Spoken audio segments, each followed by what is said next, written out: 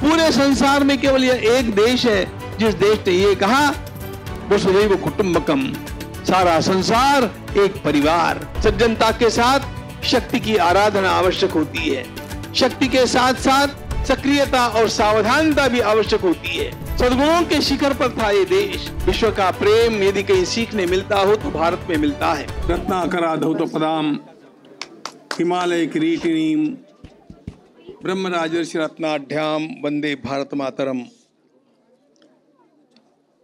वर्णानाम अर्थसंघानाम रसानां छंदसामपि मंगलानां च कर्तारौ वंदे वाणी विनायकौ।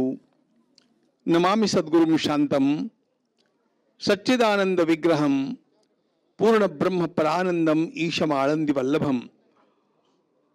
प्रपन्न पारिजाताय तोत्रवेत्रैकपाणये ज्ञानमुद्राय कृष्णाय गीतामृतदुहे नमः। माधुर्यरसकल्लोलां शिवशक्त्यैकरूपिणीं अमृतानुभवार्थाय वंदे ज्ञानेशनंदिनीं। यस्य वेदमयी वाणी यस्य देवमयी तनुः यस्य ब्रह्ममयी दृष्टिः स गुरुः पातु मां सदा। आपदामपहर्तारं दातारं सर्वसंपदां लोकाभिरामं श्रीरामं भूयो भूयो नमाम्यहम्। इस मंगल दिवस पर ओम सनातन संस्था की ओर से आमंत्रित इस ओम सनातन संत सम्मेलन में पधारे हुए हमारे सभी पूज्य संत महंतों का मैं सब प्रणाम हार्दिक स्वागत करता हूं।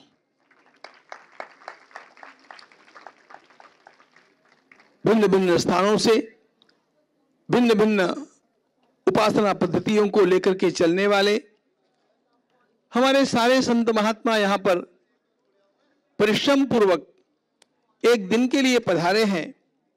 ये उनका हम सब लोगों के लिए अनुग्रह है। संतो महांतो विलसन्ति संतः वसंतवल्लोकहितं चरन्तः। वसंत ऋतु के समान सभी का कल्याण करने के लिए, सभी का हित करने के लिए जिनका जीवन है, ऐसे संतों के दर्शन से हम सब लोग आज अनायास लाभान्वित हो रहे हैं। यह लाभ हम लोगों को प्रदान करने वाले सारे पूज्य चरणों का मंगलमय हार्दिक स्वागत। यहाँ पर इस आयोजन में सहभागी होने के लिए संतों के अलावा भी अनेक सुधी महानुभाव माता बहनें पधारी हैं। उनका भी स्वागत।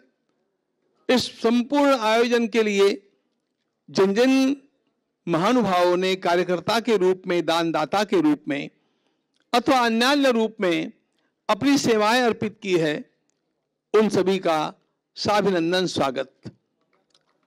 हम सब लोग यहाँ पर आज एकत्रित हैं एक विशिष्ट बात को लेकर के। मनुष्य को निरंतर अपनी बात का चिंतन करते रहना चाहिए। यह चिंतन हमारे जीवन का स्तर अधिकाधिक उन्नत होता जाए, इसलिए होना चाहिए।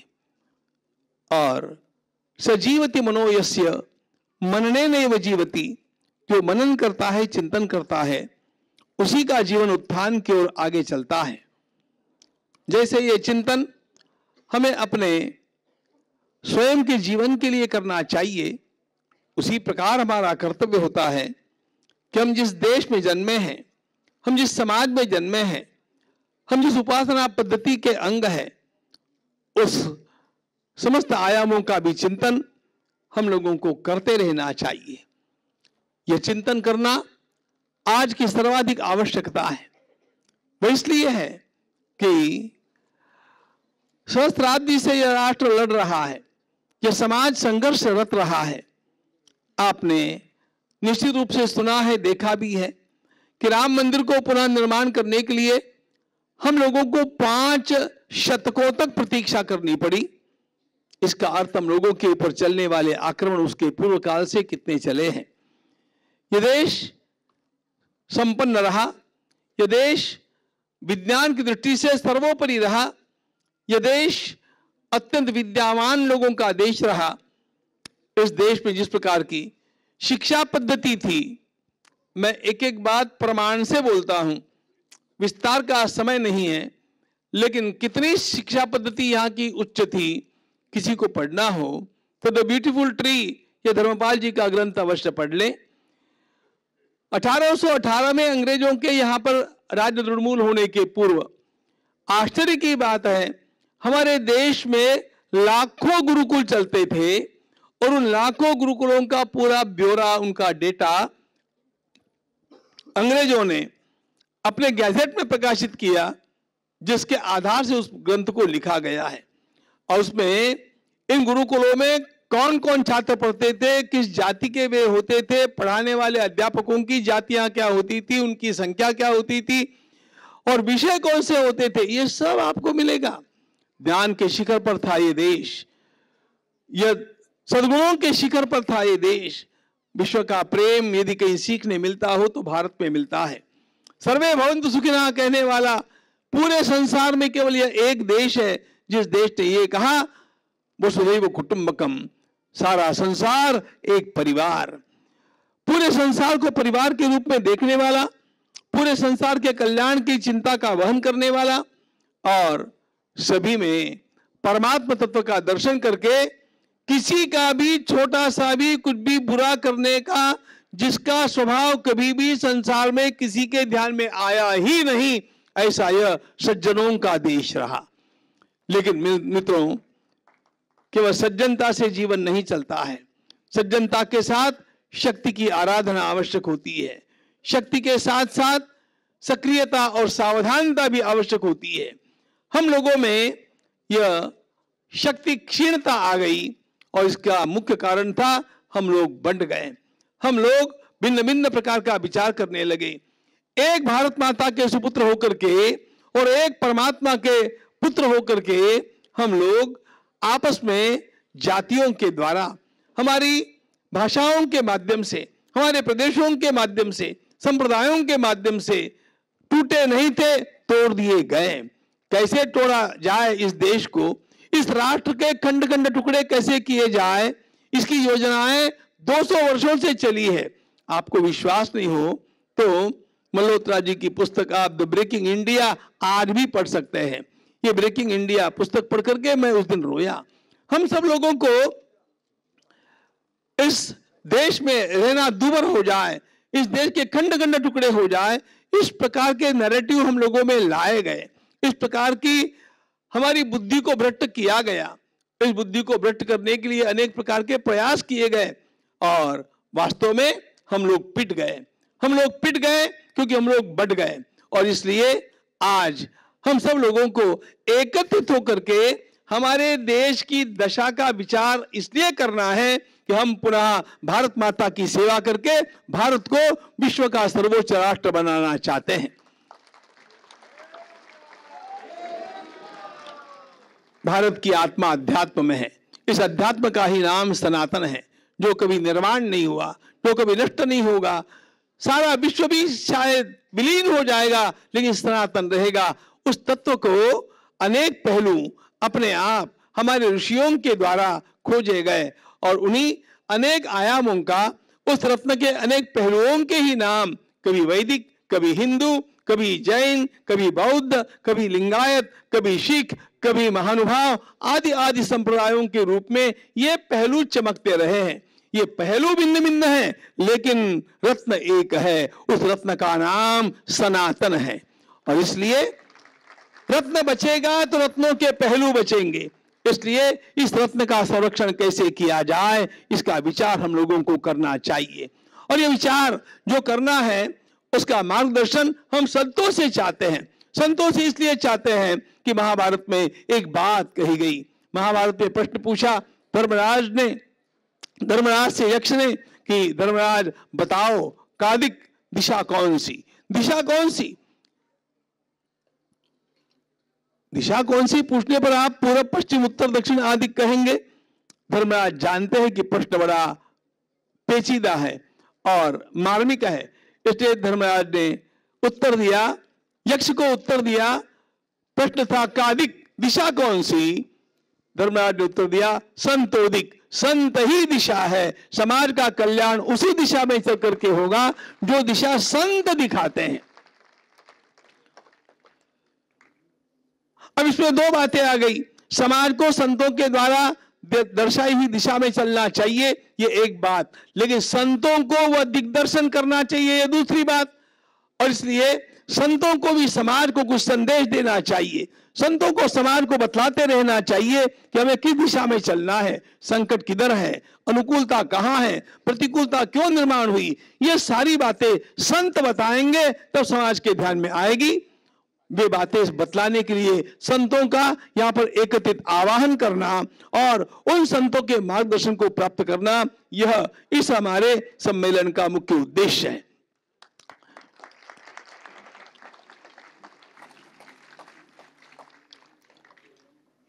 इस समय जो सनातन की सेवा चल रही है उसमें महर्षि वेदव्यास प्रतिष्ठान के 48 विद्यालय चलते हैं, वेद विद्यालय, और learngita.com के माध्यम से 182 देशों में 14 लाख लोग गीता का अध्ययन ऑनलाइन कर रहे हैं। 14 लाख। मुझे बतलाना एक दूसरा था पहलू। अब इस कार्य को करते हुए 40वां वर्ष आरंभ हुआ गत पंचमी को, दिवाली में।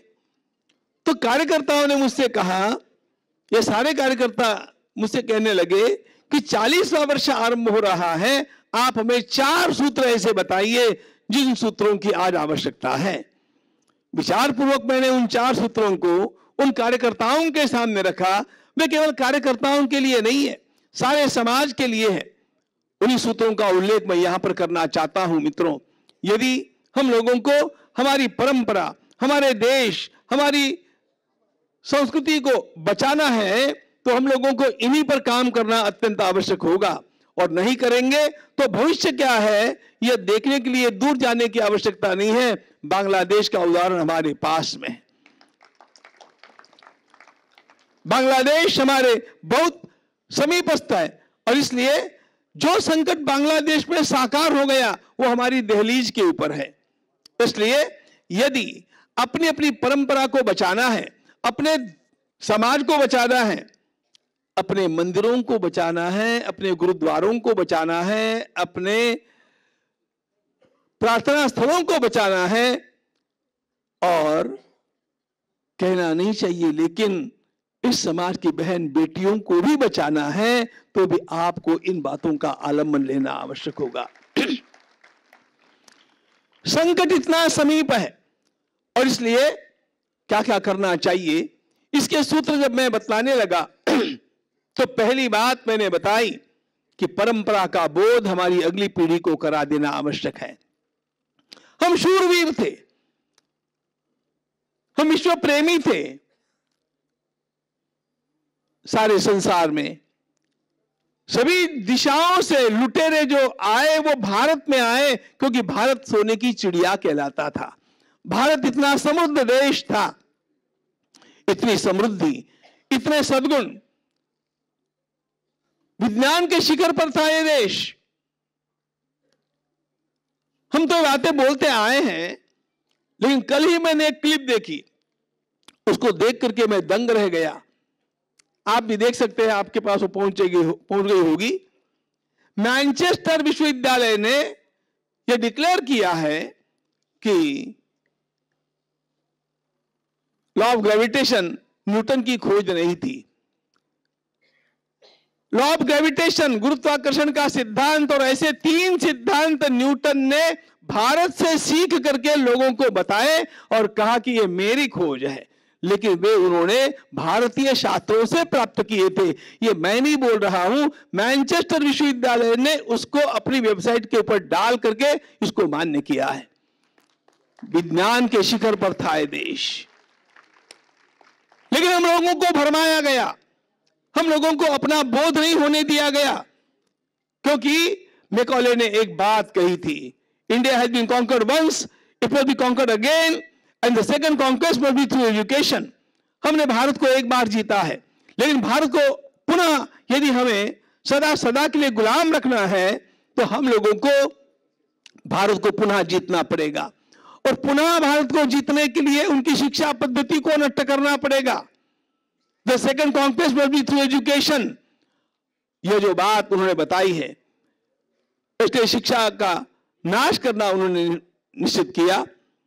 किसी भी देश को नष्ट करना है तो वो बातें करनी होती है, उसके आत्मगौरव को समाप्त कर दो और उसकी भूतकाल की जितनी भी संस्कृति रही है उसको भुला दो। भूतकाल की संस्कृति को आदमी भूल जाए और आत्मगौरव से रहित हो जाए तो उसको गुलाम बनना आसान हो जाता है। इस देश को गुलाम बनाने के लिए इन दो षड्यंत्रों को आरंभ किया गया। हम लोगों का कर्तव्य यह है कि हम अपने इतिहास को पुनः एक बार जानें। अरे कितना झूठ मूठ का इतिहास हम लोगों को पढ़ाया गया। दिल्ली के वातावरण की ओर देखिए, दिल्ली के जो रास्ते रहे हैं उन रास्तों के नामों को भी आप याद करेंगे तो दिल्ली हिंदुस्तान में है कि और किसी अरब देश में है ही ध्यान में नहीं आएगा। लेकिन अब यह बदल रहा है। अकबर द ग्रेट हम लोगों को झूठ पढ़ाया गया, वो बदल गया। अब महाराणा प्रताप द ग्रेट आ गया, वह आरंभ हो चुका है। उसके आते ही आत्मविश्वास निर्माण हो गया।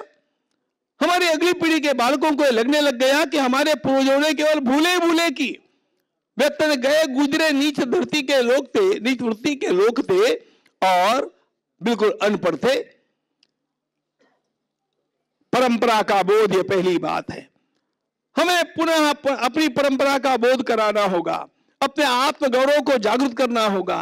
हम क्या थे, हम कौन थे, क्या हो गए हैं और क्या होंगे अभी। हम कौन थे, क्या हो गए हैं और क्या होंगे अभी। आओ विचारे आज मिलकर ये समस्याएं सभी, आओ विचारे आज मिलकर ये समस्याएं सभी। परंपरा का बोध एक अत्यंत आवश्यक बात है। दूसरी अत्यंत आवश्यक बात है, यदि हमें देश को बचाना है, वह पर्यावरण की बात है। इतना पर्यावरण का नाश इस देश में किया गया, संसार में किया गया। लेकिन हमें यदि अपने देश की चिंता है तो इस देश के पर्यावरण की रक्षा करना आवश्यक है। आप अपने अपने मन में विचार कीजिएगा, देश की एक नदी का नाम मुझे बताइएगा जहां पर जाकर के हम तुरंत अपनी अंजलि में जल लेकर के पी सकते हैं। मेरे बचपन में मैं नदियों का जल ऐसे ही पिया करता था। आज क्या हो गया, हमने जल को दूषित कर दिया, हमने भूमि को दूषित कर दिया, हमने वायुमंडल को दूषित कर दिया। प्रदूषण इतना बढ़ गया। अरे प्लास्टिक खा करके गौ माताएं मरती थी, वो तो हमने सुना था। अब समुद्र में इतना प्लास्टिक इकट्ठा हो गया है कि व्हेल मछलियां ही मर रही है प्लास्टिक के कारण। यह किसने किया, यह हम लोगों ने किया। वृक्षों को कैसे काटा। हमारी परंपरा में देखिएगा इन वृक्षों को कैसे संभालना चाहिए, इन वृक्षों के प्रति कैसा भाव रखना। अरे हम भूमाता, हम जमीन नहीं कहते, भूमाता कहते हैं। गंगा गंगा नहीं करते, गंगा माता, गंगा मैया कहते हैं। चंदा मामा कहते हैं। तुलसी को कन्या मान करके उसका कन्यादान करते हैं। यह सारा हमारा प्रकृति प्रेम रहा। पुनः एक बार हमें अपने देश में प्रकृति का प्रेम जगाना पड़ेगा, पर्यावरण की रक्षा करनी पड़ेगी।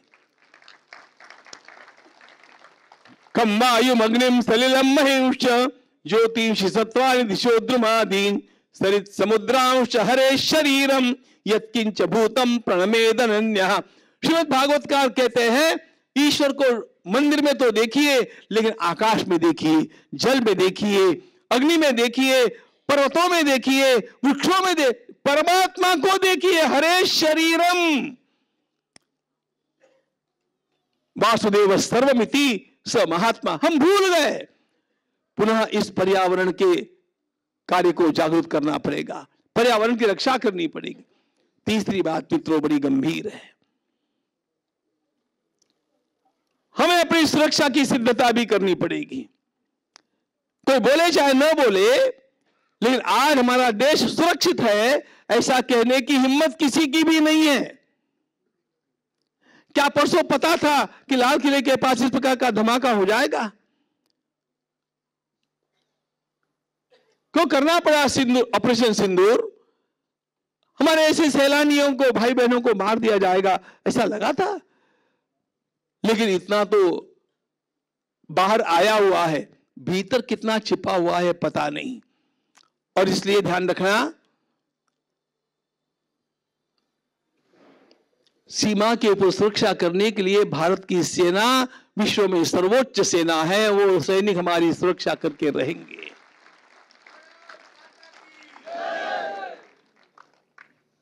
भारत जैसी सेना कहीं पर भी नहीं है। सैनिक सीमा की सुरक्षा करेंगे, लेकिन घर में बैठे हुए शत्रुओं से आपकी सुरक्षा कौन करेगा? हम जब चार दीवारी लगा देते हैं, कंपाउंड लगाते हैं, तो वटवृक्ष का रक्षण उस कंपाउंड के माध्यम से हो सकता है। बाहर से, बाहर के आक्रमणों से रक्षण करने के लिए कंपाउंड काम आ जाएगा, लेकिन उसी वृक्ष को भीतर से दीमक लग गई तो उसकी रक्षा कंपाउंड से नहीं होती है। ध्यान रखना, इस देश की संस्कृति को बहुत बड़ी बड़ी दीमकें अंदर से लगी हुई है, और कैसा उसका नाश करने पर तुली है, आपको क्या बताऊं। यदि परसों का एक कांड सफल हो जाता तो लाखों लोग केवल सांस लेते लेते मर जाते। आपने उस सारी बात को जाना होगा। रासायनिक हमला इस देश के ऊपर करने का प्रयास कौन बचाएगा? इसलिए हम लोगों को अपने सामने इजराइल का आदर्श रखना चाहिए मित्रों, केवल इजराइल का आदर्श रखना चाहिए। चारों ओर से अरबों से घिरा हुआ छोटा सा देश, लेकिन इन सारे अरबों की छाती के ऊपर अपना बूट रख करके खड़ा हुआ यह देश, उसका सम्मान किया जाना चाहिए अपने अंतःकरण में। इजराइल क्यों इतना लड़ सकता है? इजराइल क्यों इतना प्रभावी है? क्योंकि वहां का हर व्यक्ति सैनिक है। इसलिए सावरकर जी के उस सूत्र को याद करना चाहिए, राजनीति का हिंदूकरण और हिंदू को हिंदुओं का सैनिकीकरण, यह इस देश को बचाने का एकमात्र उपाय है।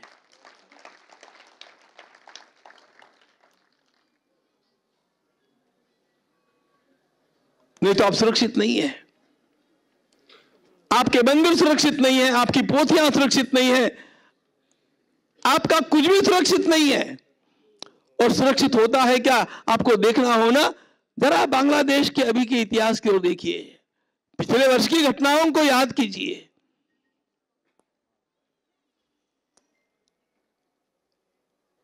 हमने अपनी सुरक्षा की क्या सिद्धता की है, यह प्रश्न है। मुझे ये बात बोलनी नहीं चाहिए। हमारे धर्माचार्यों को इन बातों को पुनः लोगों के सामने बोलना चाहिए। कृष्ण की माखन चोरी, रासलीला और वस्त्रहरण आदि की लीलाएं, ये सब मुझे अच्छी पता है, मैं बचपन से बोलते आया हूं। लेकिन उस कृष्ण के परित्राणाय साधुनाम विनाशाय च दुष्कृताम, पापियों का नाश करने का शौर्य जगाने की आवश्यकता, वीर कृष्ण की आज आवश्यकता है।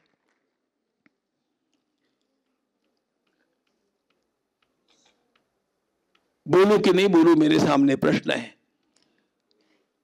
हमारे मंदिर, हमारे मठ, हमारे आश्रम, हमारी कथा, इन सब में केवल दो बातें दिखती है, भंडारे खाते रहो और केवल नाचते रहो। इन्हीं में हमारा सारा धर्म आ गया है क्या?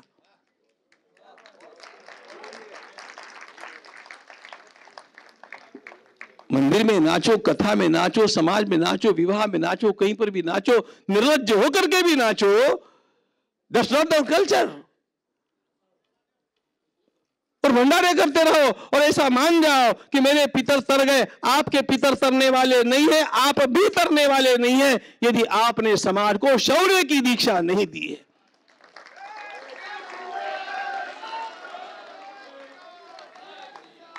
एक शूर समाज निर्माण करने की आवश्यकता है। शूर समाज, मातृभूमि के लिए, धर्म के लिए मर मिटने वाला समाज। क्या आवश्यकता थी उन शाहजादों को जो छोटे छोटे थे आयु में, लेकिन धर्मांतरण नहीं किया, दीवार में गड़ गए, समाप्त हो गए, लेकिन धर्म नहीं बदले। अरे उन शाहजादों को कौन याद करेगा? गुरु गोविंद सिंह साहब ने अपना पूरा परिवार समाप्त कर दिया। स्वामी विवेकानंद का एक वाक्य है, आपने पढ़ा है कि नहीं पढ़ा है, मैं सुना देता हूं आपको। स्वामी विवेकानंद कहा करते थे कि यदि आपको भारत की रक्षा करनी है, हर व्यक्ति को गुरु गोविंद सिंह से प्रेरणा लेनी चाहिए और उनके जैसा बनने का प्रयास विनम्रता से करना चाहिए।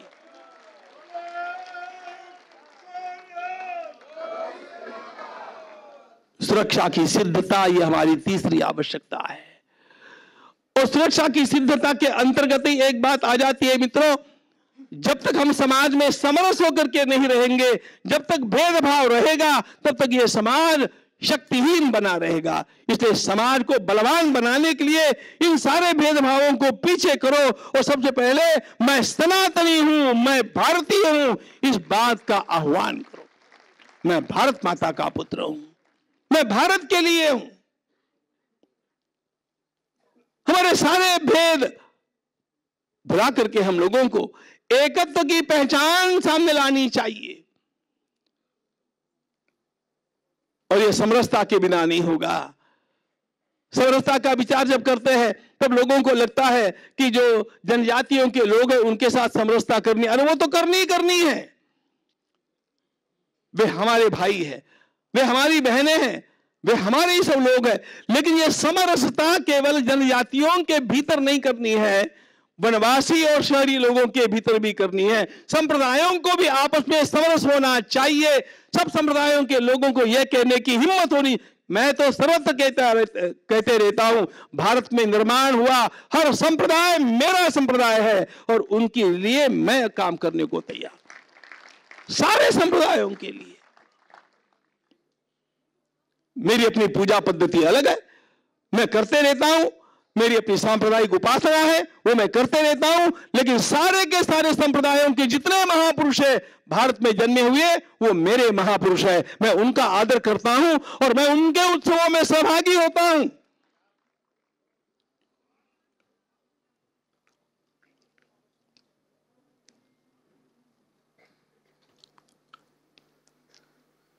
हम सब भारत माता के लाल हैं, हम परमात्मा की संतान हैं।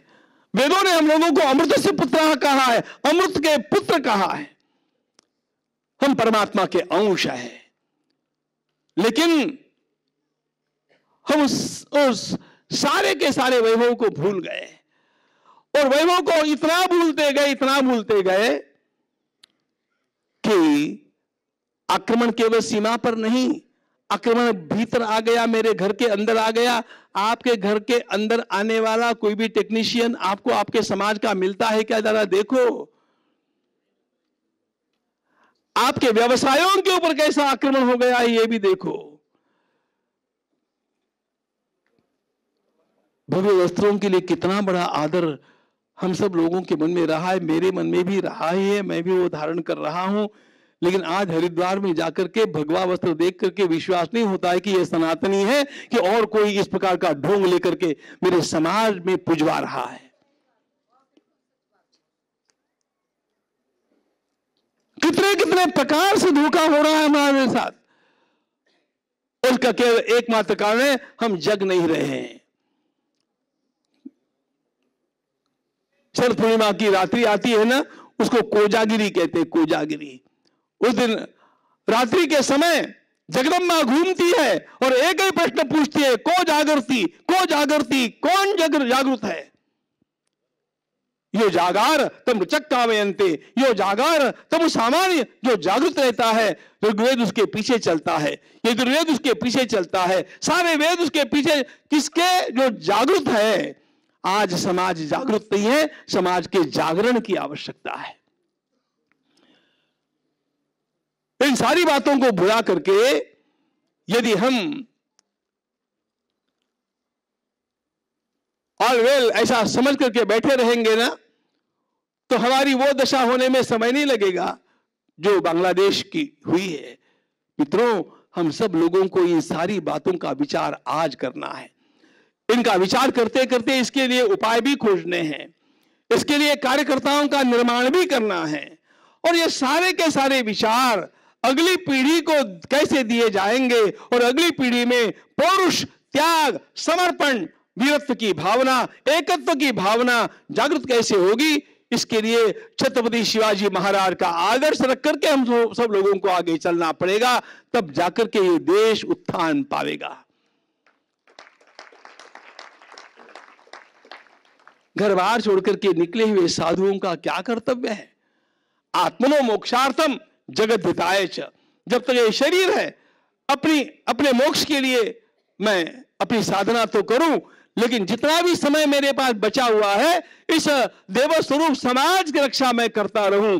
और समाज की रक्षा करनी है तो समाज को ठीक ठाक विचार देने आवश्यक है।